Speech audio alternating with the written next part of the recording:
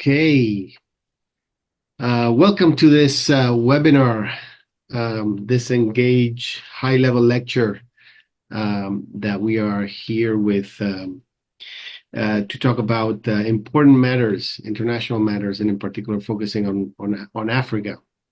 I am Angel Saz Carranza. I'm a professor of strategy and policy at the Study Business School and director of the Center on Geopolitics and Business. And I am also the director of the Engage research project funded by the EU, the European Union, where we have been working for 3.5 years on how to improve European Union external action. Today, our high-level lecture is going to focus on Africa, very relevant continent, of course. We want to focus on and look in some detail into the dynamics, political dynamics in Africa, not only for the interest in and of itself, but also because of the relevance for EU policy. Now, to talk about Africa, we have with us perhaps one of the best people we can talk to regarding this continent, which is Comfort Ero.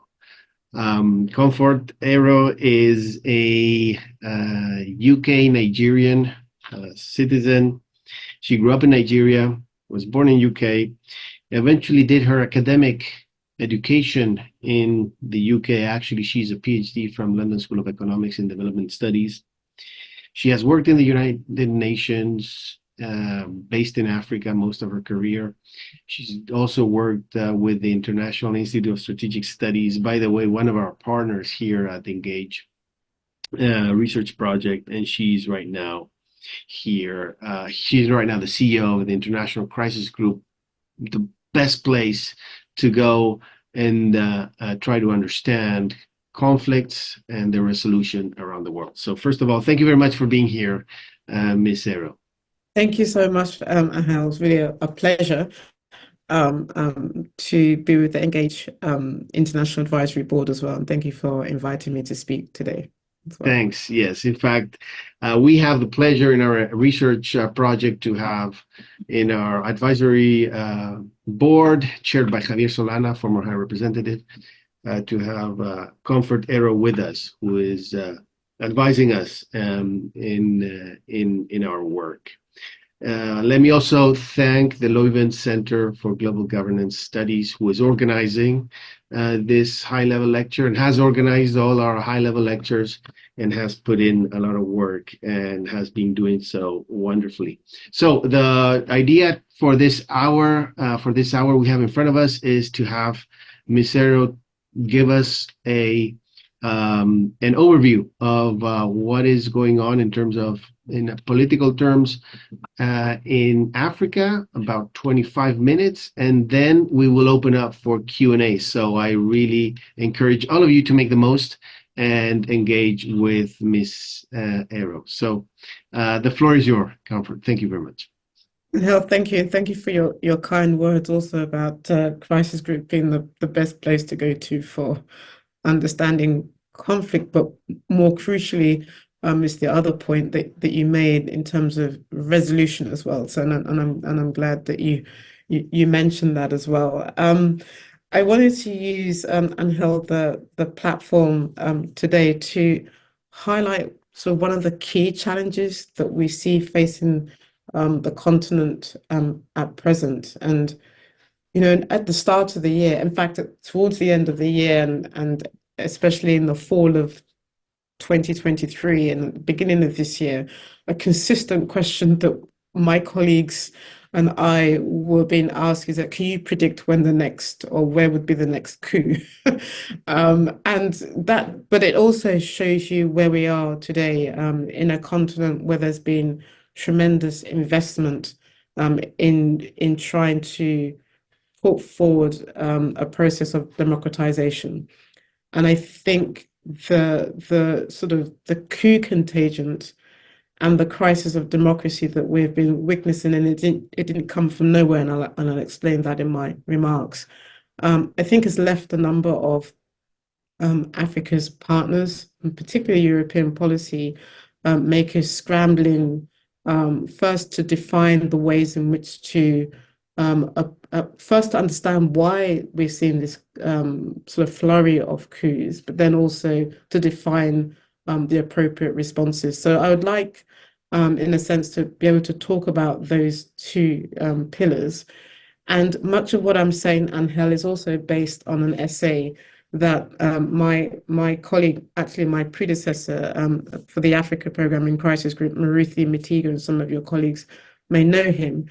It's based on a piece that we co-authored together for the January-March issue, I think it was, of or the fall issue of Foreign Affairs. And it's also based on an analysis that we provided in the EU watch list. It's sort of a global yearly document that we produced for the European Union and its member states, and also tied to the Africa Union and the sort of the priorities we set out for the Africa Union each year, but particularly Angel, for the European Union, where we try to sort of think through how the EU institution and its member states need to sort of rethink their own strategy to a number of countries on the continent as well. So just let me sort of explain where we are today, and then I can sort of then pivot in the second half of my presentation in terms of how we respond to the what we're witnessing today on the continent as well. I mean, you know, the first 2 decades of this century, this 21st century, I mean, we can calculate 13 successful coups that have taken place on the continent. But more worryingly, is that since August 2020, right up until November 2023, we've seen 7 African leaders being toppled by their own militaries as well. And while it's interesting that these military takeovers have so far primarily, Angel, been based in a belt of instability that stretches from Mali right through Burkina to Sudan, the real of broader contagion is pretty real. And the reason I say it's real, and we shouldn't assume that it's limited to this belt of instability right across the Sahel into the Horn of Africa, but it's because one of the trend lines, what binds all these coups together, is that they've also been accompanied by a period of a reverse in economic and political progress as well. And so they're also stemming from issues around governance, and their rise may, I do think, are the most urgent task for Africa to deal with, but also its European partners. So that the reversal of economic fortunes, the real political progress that we've seen prior to 2020, but also issues around governance as well. So I think it's really important that we bear that in mind when I say that, therefore, we shouldn't assume that these coups, because they've tended to be in this belt of instability, that it will always be limited to those particular kind of regions as well.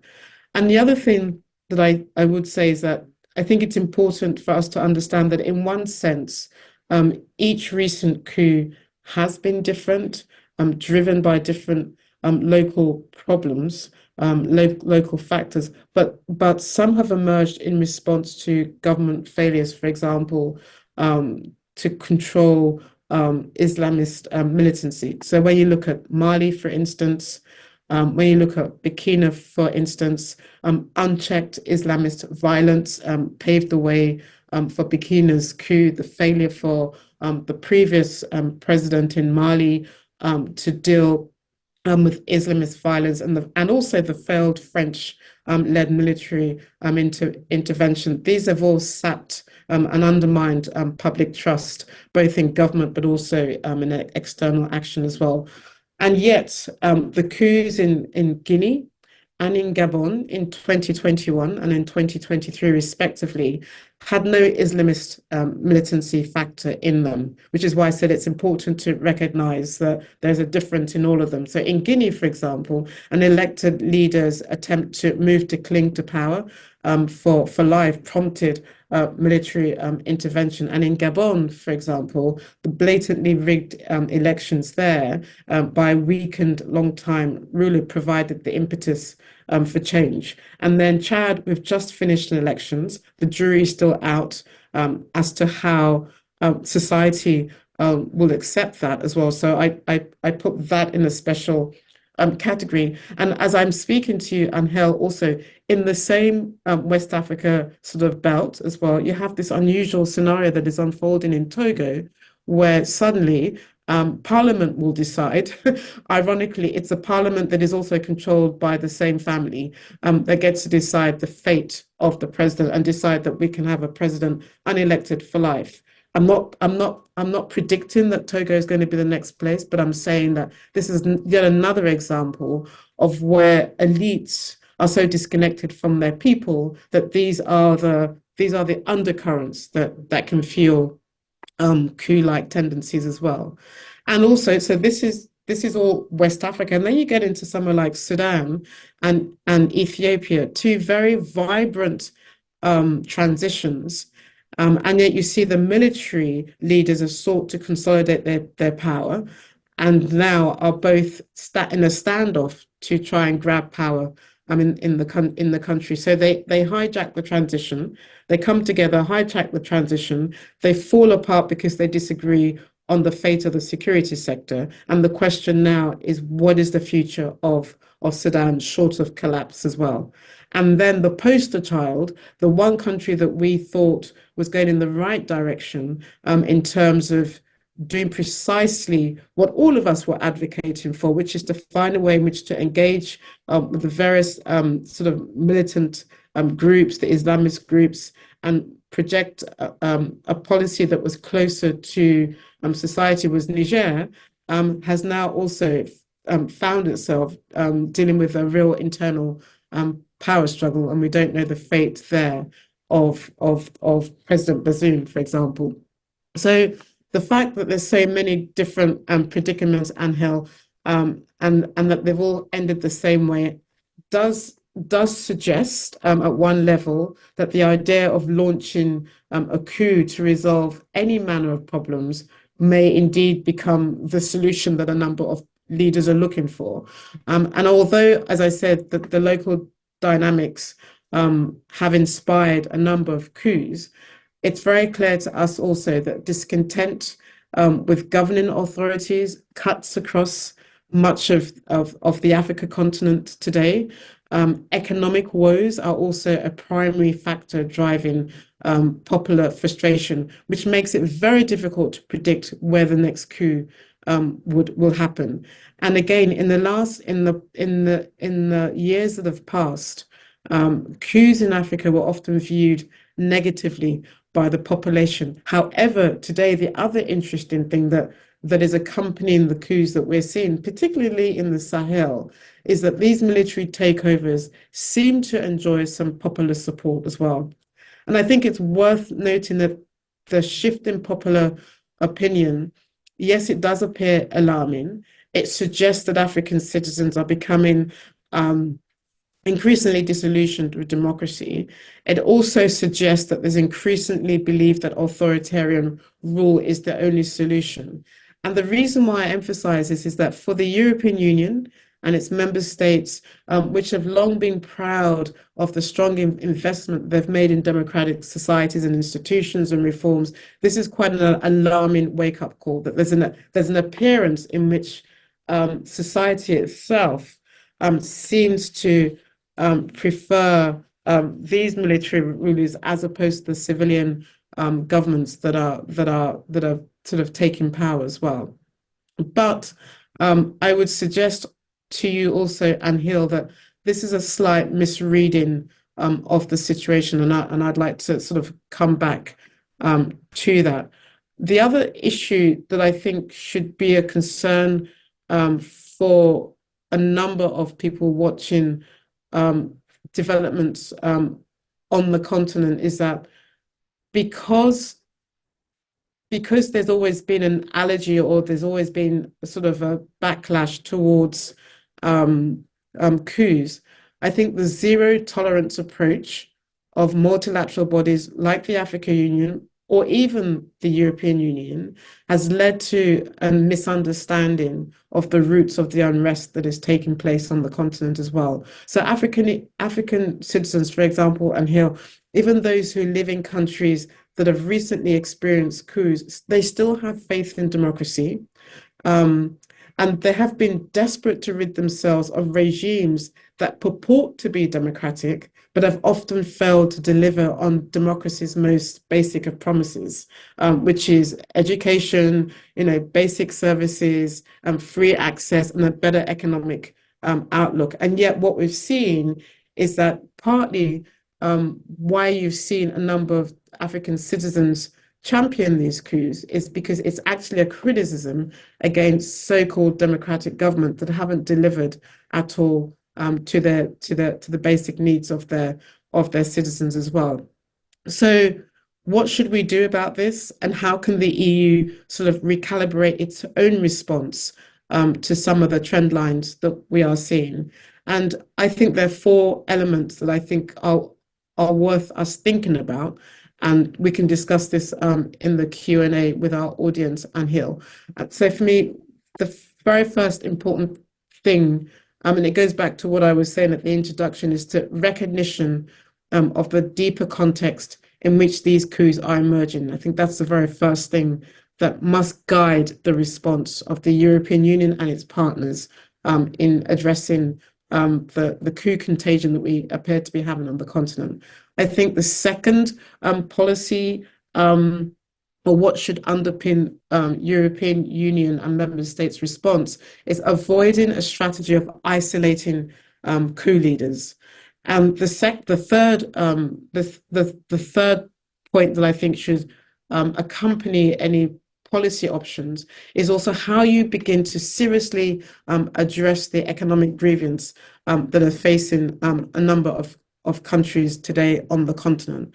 And then the last point is about pivoting away from the sort of security-based approach. Now, the first one, in a sense, I've addressed it in a different ways. I recognize in the deeper context of why we're having these coup contagion on the continent today. I think the overall context in the region, and we were talking about this at the beginning, and here when we were talking privately, is that the region today does appear a lot more gloomier than a period of relative optimism that characterized the start of the 21st century. And I don't want to get caught up in that, because I think of the four issues that I raised, I think a number of people will appreciate that the picture today is a lot gloomier.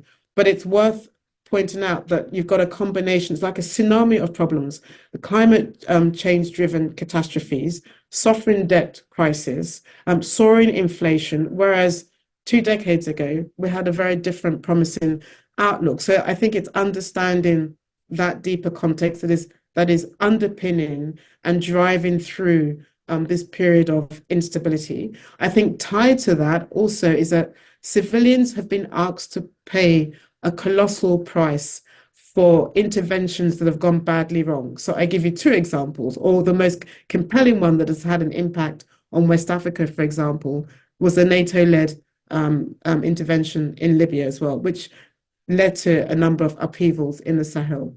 And then you've got the French misadventure, which sort of led to deep resentment on the continent as well. And you can see how this has had a ripple effect throughout the Sahel, but you've also seen the disruption in a number of other places. And then the promise for something different in Ethiopia, in Eritrea, and Sudan. Those promises unfulfilled have led to transitions going off the rail. So that's sort of the deeper context, and appreciating that, but also appreciating Angel, the performative democracy that we've seen, that leaders who subscribe to democracy, in a sense, a number of citizens have told us these are fake democracies. There's nothing democratic. Instead, what you're seeing is constitutional manipulation. You're seeing different governments pursue unconstitutional takeover of government, and yet these are being backed by Western leaders outside as well. So, I mean, that's an important context, and I don't think that's the most interesting of all the four that I've talked about.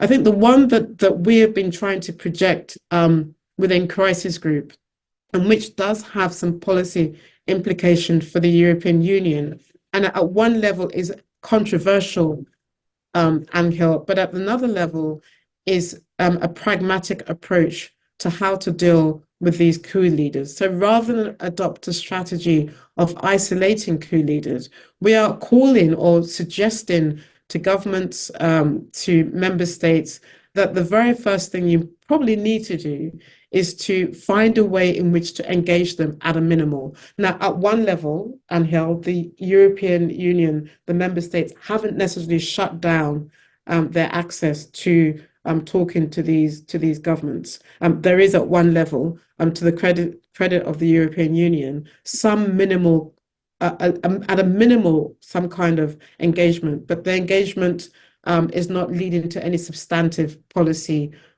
interaction. What we're seeing instead has been outrage. We've seen more sort of a hardline position on sanctions, particularly by ECOWAS, for example, and also by the African Union as well.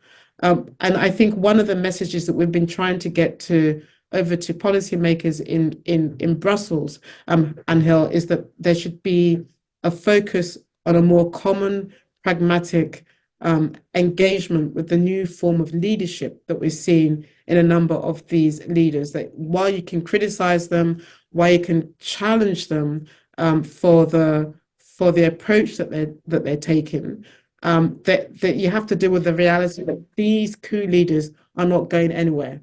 That these military leaders are actually going to consolidate their efforts in power, and watch what's happening right now in Mali. And so as a result of that, how do we begin to engage them? And also the other issue, Mali will tell you this very quickly, is that the country hasn't collapsed as a result of French withdrawing. And in fact, that they've gained in strength as well. So how do you deal with that reality? And although the situation appears grimmer today, particularly in Burkina Faso, and although the economic situation in these countries is no less dire than it was before, the reality is that these coup leaders are going to be in power for a long time. So how do you begin to engage with the coup leaders in these places as well? And the other reality, Angel, is that many ordinary citizens in these countries, particularly Mali, believe that the military leaders themselves are the best chance for restoring stability, even if today they are taking a very hardline position, and even if today the prospects of them reversing all the insecurity in the country will change. But the other reason, Angel, that we say that a more common pragmatic approach should be adopted is that the harder line position that you take will likely foreclose the possibility of engagement with the country and its new leaders after the coup, and may even encourage the type of partnerships that European Union is worried about, i.e., Russia consolidating its position, and China and other actors consolidating their position in the region as well. So I put that it's slightly more controversial, and it's been a hard pill for some of our European colleagues to stomach, but we put it down because there's clearly no other alternative. And I think the other one tied to that, Angel, in terms of the other two other issues that I raised, is around having to deal with the economic grievances that we're seeing in a number of these countries. So using a different approach with the coup leaders will, of course, not be sufficient to stem the epidemic of coups on the continent. I think we're not naive to assume that, but a much broader concerted action is needed to deal with the economic pain that a number that has accompanied a number of these coups as well. And just a few facts for you, Angel, and for your audience. A significant problem that we're seeing on the continent today is a debt crisis, is now affecting a number of countries on the continent. And Africa's own debt to GDP, for example, ratio stands at 65%. Whether it's Kenya, whether it's Nigeria, whether it's Senegal, whether it's South Africa, and even Zambia and Ghana today, they're all in some kind of crisis. I'm not suggesting that they're going to go into coup, but I'm just saying that Africa's countries' debt burden is not just a mere accounting problem, and we have to face the reality that the more we see economic woes, the more this makes it likely to trigger citizens' unrest and also trigger instability in governments as well. And Hill, just one couple of final points that in an era of geopolitical competition, the EU and others could win its friends over, because I know Europe is thinking about this, could win its friends over by thinking through how it can sort of, for example, urge the IMF to sort of lengthen the borrower repayment, for example, for a period of time, how it can think through concessional financing for a number of these countries that are going through a lot of stress.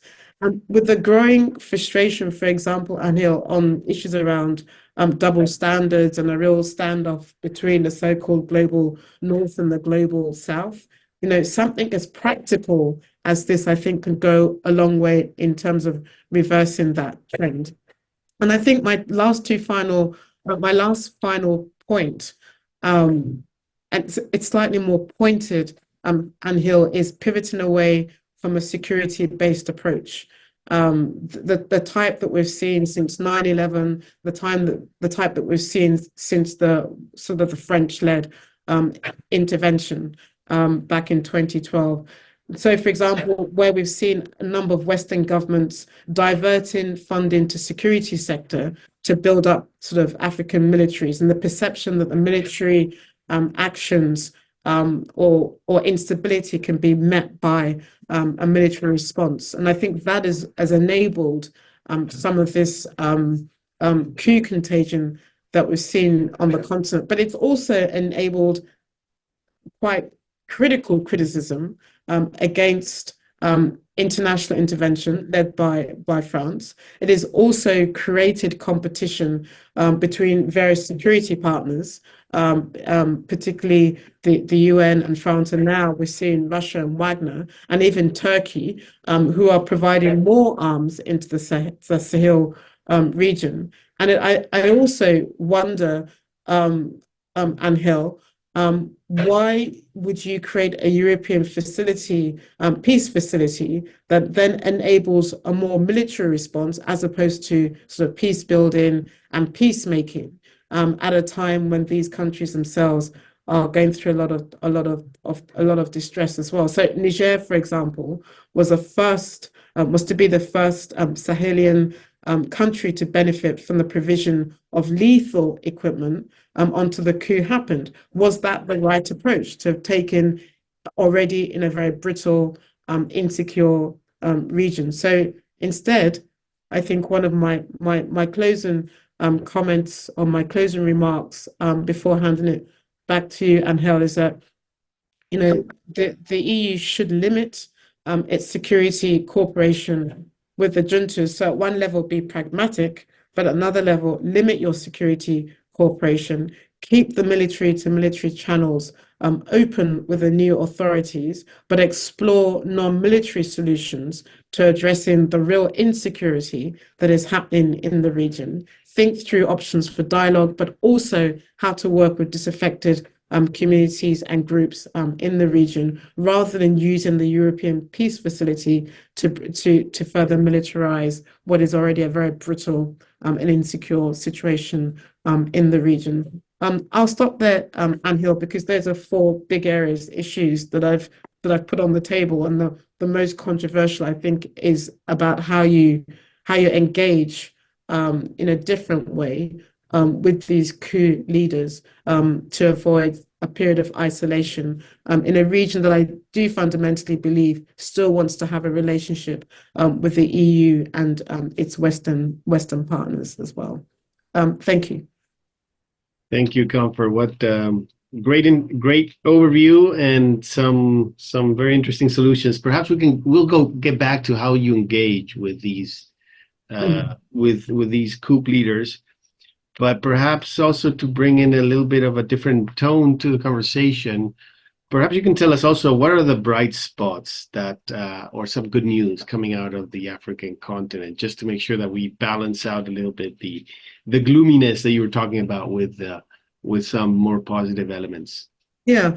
Look, I think one of the good things, and I said it in the presentation that although it may appear at one level um, that the continent is sort of rejecting democracy. Actually, when we look closely at a number of surveys that have taken place on the continent in the last year or so, so UNDP, the Open Society Foundation, and Mo Ibrahim, for example, what they all suggest is that it's not a rejection of the idea of democracy, but what they reject is the quality of democracy. So that gives me hope that we're not necessarily we.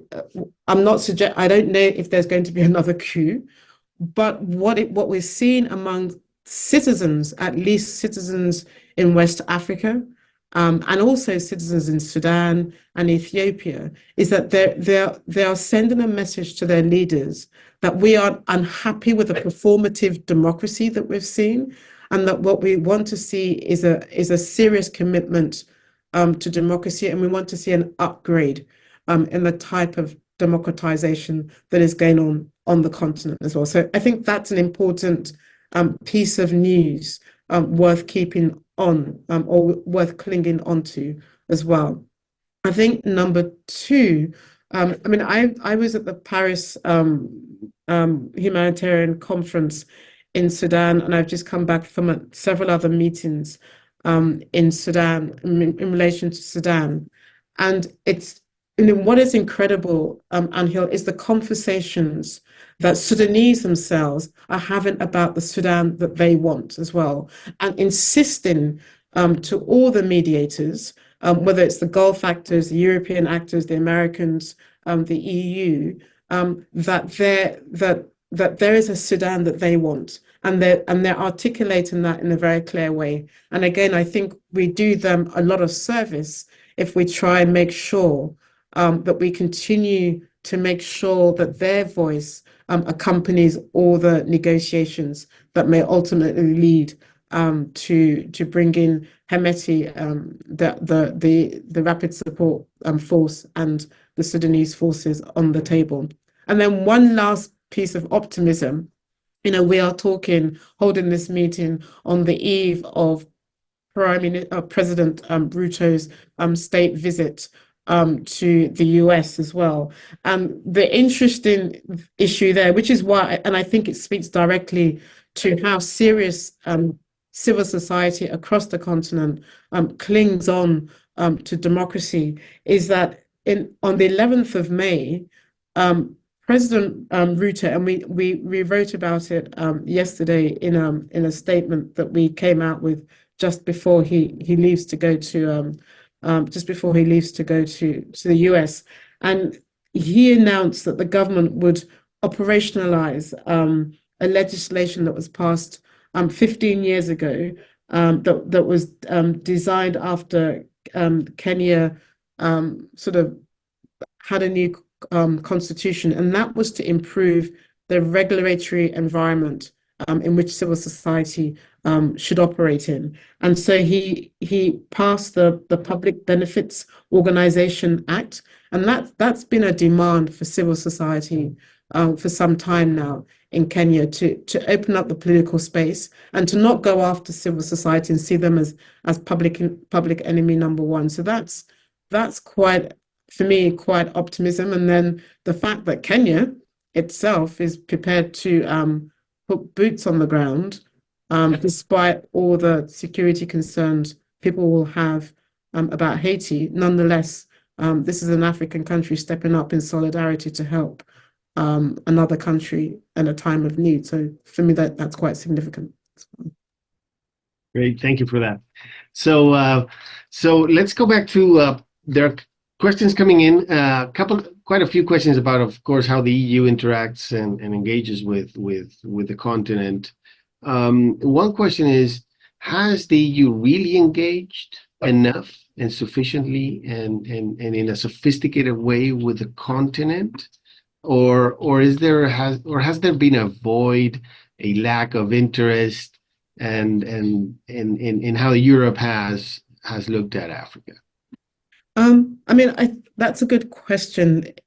If you're asking me about Europe today, then the answer would be a mixed picture. If you're asking me about Europe overall in the last 20 years or so, no, I think we should recognize that there has been a degree of engagement, right?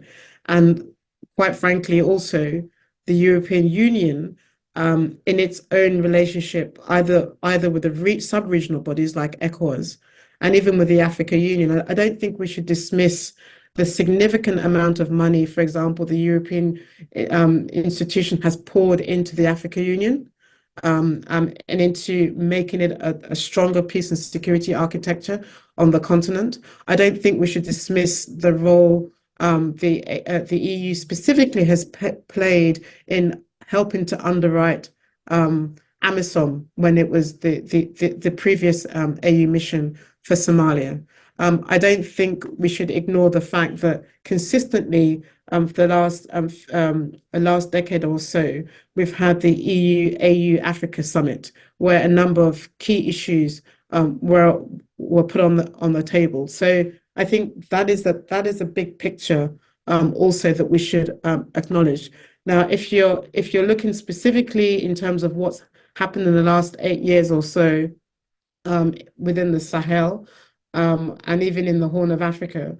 The question is not whether the EU has been engaged. It has been engaged. The question is whether the EU has adopted the appropriate response, whether it's allowed itself to be, and I say this in a kind way, has allowed itself to be hijacked by the particular worldview of individual member states, whether the right medicine was used to address the problem as well, i.e. a heavy militarized approach, and whether there could have been a more political developmentalist engagement and governance engagement as opposed to this lurch towards a military approach. And I say that specifically in relation to Mali, Niger, and Burkina Faso as well. So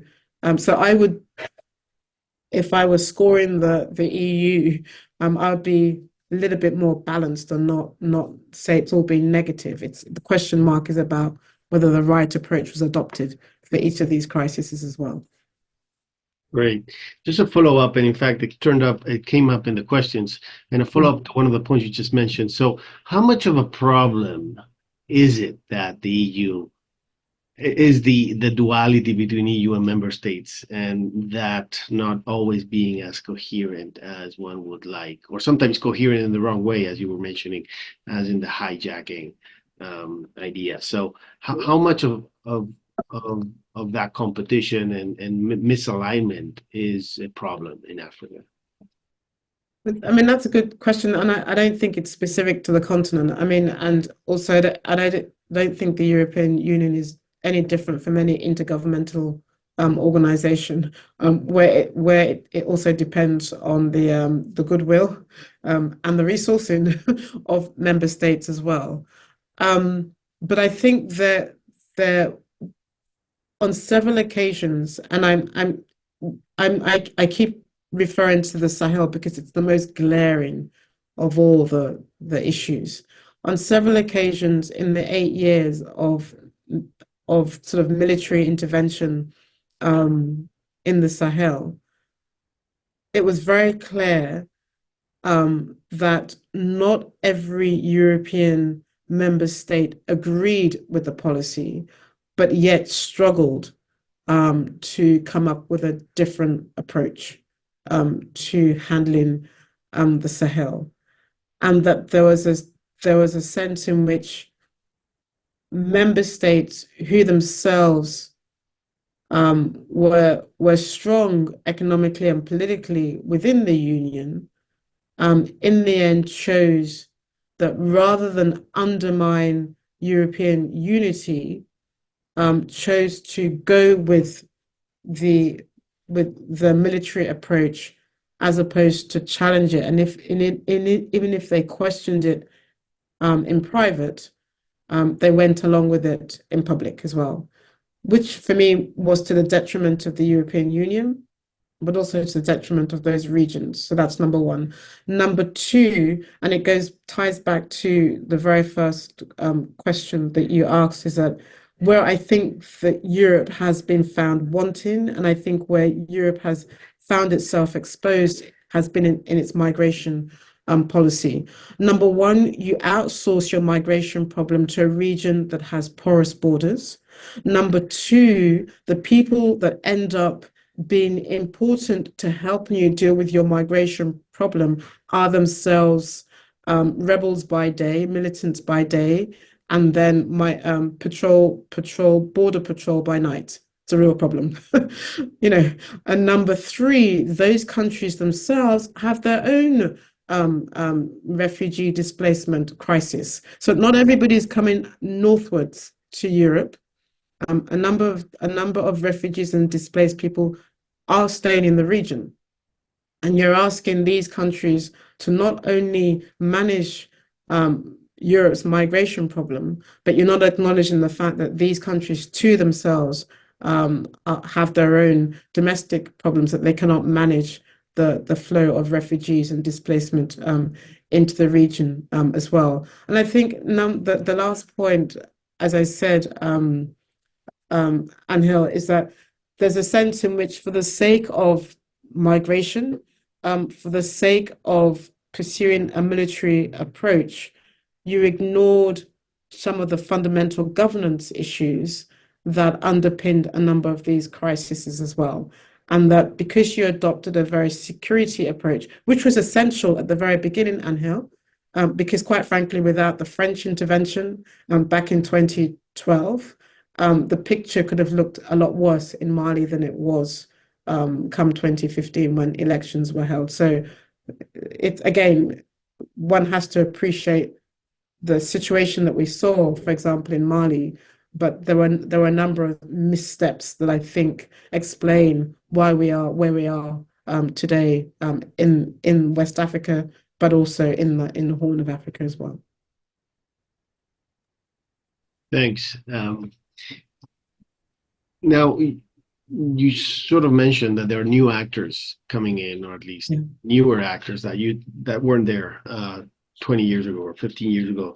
In particular, well, you referred to Turkey, but we've seen the Middle East coming in with, in fact, in different ways. The Saudis, the United Arab Emirates, and in particular, you have China and Russia, which in different ways have been very present.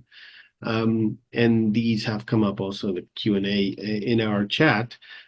So what do you think, how in particular China and Russia, how are they perceived right now? And do you think they're welcoming, or the space they're occupying can be is sustainable in the long term, or whether they might also face fatigue in terms of support by the societies in which they are operating in the Sahel and in Northern Africa, or even in Middle and Southern Africa?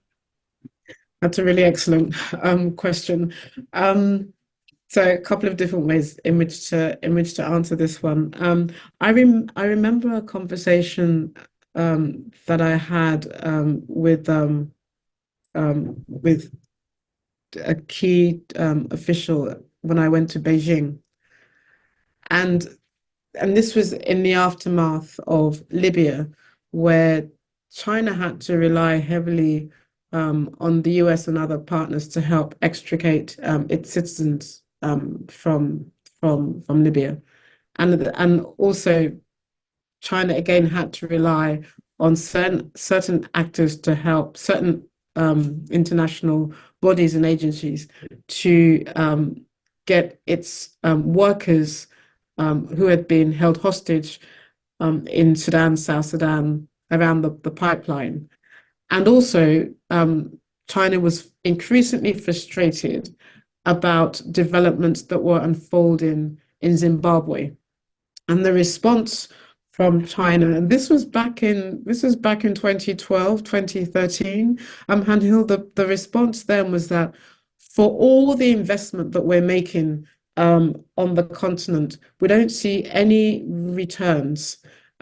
We don't see what our political leverage or capital is in return from all the investment that we're making, which for me was quite revealing. I mean, that China itself was recognizing that although it was willing to sort of bid to the bottom dollar, that did not guarantee it the sort of returns that it was hoping that it could get from a number of African countries as well. And so it has had to rethink some of its own activities on the continent. And it has faced pushback from a number of countries, Zambia, Malawi, Kenya, where I think there was a lot of increasing frustration by the number of Chinese workers that would sort of descend into these countries. And suddenly the realization that locals weren't benefiting from the infrastructure that China was pursuing, that, it wasn't locals that were being employed to help with the infrastructure, that China was bringing in, truckloads of people. So I think China even had to rethink its own position. Number two, one of the what is very clear also, and it's a message more to a number of countries um, who have who have sort of been projecting an anti-French and therefore an anti-West or an anti-EU posture, is we've said to them, regardless of your choice of security partner, regardless of whether it's Russia or China or the UAE or Saudi Arabia, it will not change your security conundrum on the ground. That there is no magic bullet that accompanies the Russia approach or the Saudi approach or the UAE approach. That it will not be a guarantee that you can solve your problems. And so, regardless of what Russia is offering, and it's not sustainable, as your person asks the question, regardless of what China is offering, none of these are sustainable, and none of these can get you away from the fundamental fact of governance, governance, governance. And that is the message that we've been giving rather to China or Russia or the UAE. It's a message that we've been giving to these countries, that you will not overcome your insecurity problems by changing or switching around your partners, even though we understand that one of the reasons why you prefer Russia or China is because it comes with different kind of conditions. It doesn't come with the human rights conditions and all those things that you don't like as well. Number three also is that, unlike, and I think this is where I think Europe needs to wake up, and also the Americans also, is that the difference between the West and China in particular is that China's prepared to play a long and patient game as well. And that is the bit I think that Europe needs to think about, because a country like China is prepared to bid to the bottom dollar and is prepared to play a long game and is not as fastidious in the same way. The approach therefore becomes very different. The approach, and also you have to answer to Parliament, you have to answer to your constituency back home. And because you're also very focused on migration, and all these other issues, the price in which you are prepared to pay versus what the other side is prepared to pay is very different as well. But the key for me is that one side is prepared to play a very long, patient game, and Europe is because of your own domestic issues um, um, and dilemmas, you are looking for a very different kind of partnership. And these are the other actors that you mentioned, and he'll have a very different way of measuring their engagement, and they also have a different level of risk as well, that Europe and the US is not prepared to entertain as well. Great, thanks. So we still have many questions. I'm sorry, I think we're not gonna be able to cover them all, but um, perhaps one question before we jump into that. I want to finish off with that. How do we deal with the coup leaders? And there's one question coming precisely at that. But perhaps what has ECOWAS done? What could ECOWAS have done better? uh, Mm, in reaction to the string of coups we've seen in that part of Africa, which clearly did not deter these coups. yeah.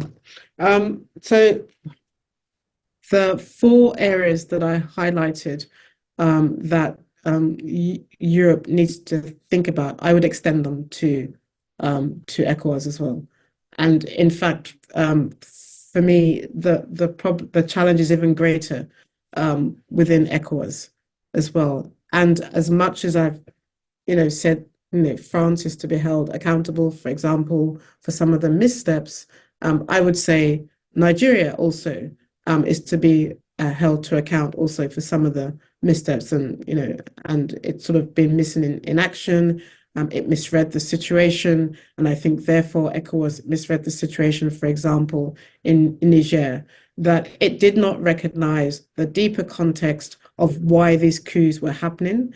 ECOWAS, since the start of the Sahel crisis, in fact, Anhil has either been premature in its activities, has been missing in action, or has had this kind of like on and off engagement with the developments that have been taking place in its backyard. Number two, it hasn't had a deep appreciation of how the region has changed fundamentally in the last 20 years as well, and hasn't had an appreciation that the region is not the region of 20 years ago, of when ECOWAS was reigning supreme in Liberia, in Sierra Leone, in Guinea-Bissau, and in Ivory Coast. And even then, in Ivory Coast, it didn't have much leverage as well.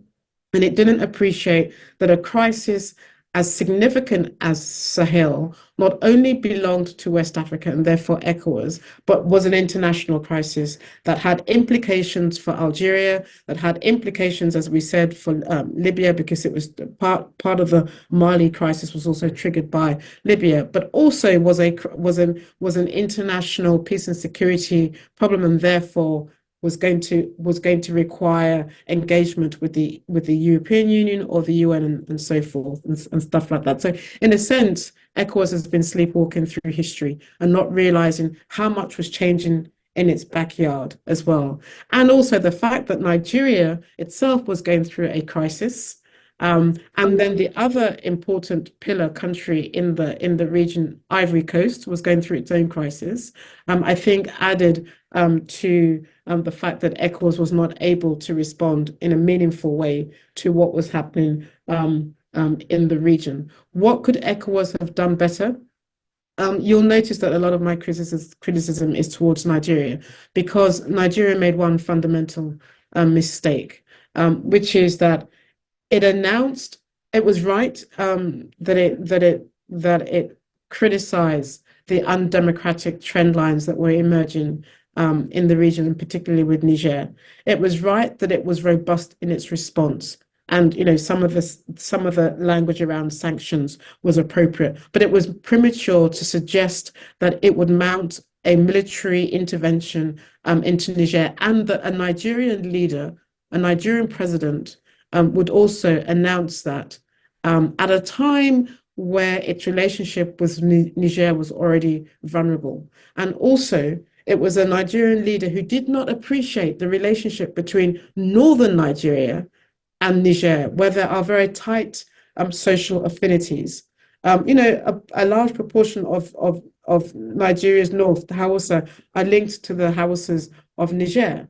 And these are two countries that have a history of sort of military to military cooperation, and you could have used and invested in military back channeling to talk to the militaries as well. So Nigeria, I think, misstepped, and as a result, it had a number of impact on ECOWAS. And I think there's a number of lessons for Nigeria, but also for ECOWAS, that it needs to learn and rethink. And the reason why I'm very worried about ECOWAS, but also slightly optimistic also, is that ECOWAS for so long was the poster child of peace and security on the continent.